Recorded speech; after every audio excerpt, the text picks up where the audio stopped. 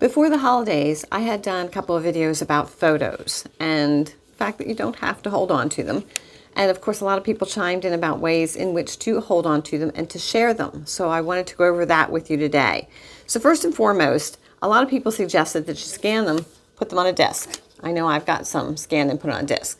Problem is, most of your computers don't play disk anymore. So this, like a lot of things, is becoming obsolete. So might work, might not be the best solution. Quite a few people said, put it on a USB drive. I can tell you I had a whole bunch of pictures on USB drive from a previous computer. And when I'd gotten a new computer about a year and a half ago, plugged this in, started unloading them, and it fried. And my computer guy couldn't get off of it, and I lost all the photos. So that's not necessarily the best idea.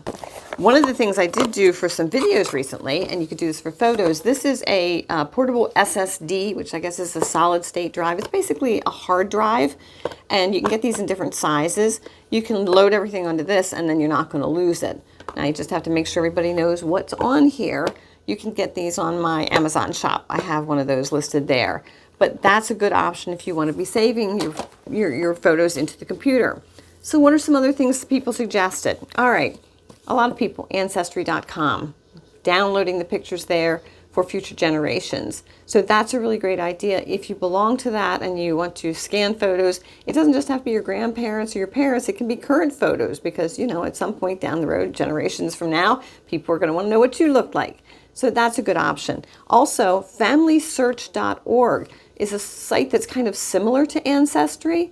So that's another option for you to download photos onto there. There is Forever.com, which is a digital platform. And I don't remember, it seems to me that they have a free membership, at least a partial one. So that's something where you can put your photos on there and I guess share it with other family members. Some people said they made Facebook pages just for family. You know, you can limit who gets access to the page. And they downloaded their pictures onto that, and then different family members, if they liked them, could go ahead and, you know, copy them onto their own computer. So that's an option. Now, for the physical pictures themselves, if you're letting them go, a lot of people, of course, suggested the Historical Society. That's always a good option for photos that really are of significance. Things like school teams and businesses and things like that. A lot of people said to check with your local library. I don't know if that's really an option or not, but that was what a lot of people suggested. You can sell them on eBay. There are people on there who just have like random, like here's a lot of 100 miscellaneous photos and they're selling them. And the reason is because people who do crafts and things like that with photos are interested in buying those. Also, if you have a craft resale store, we have one locally that takes all kinds of supplies. Someone suggested you can take the photos to them because, again, a crafter might be interested in using those photos somehow in a craft.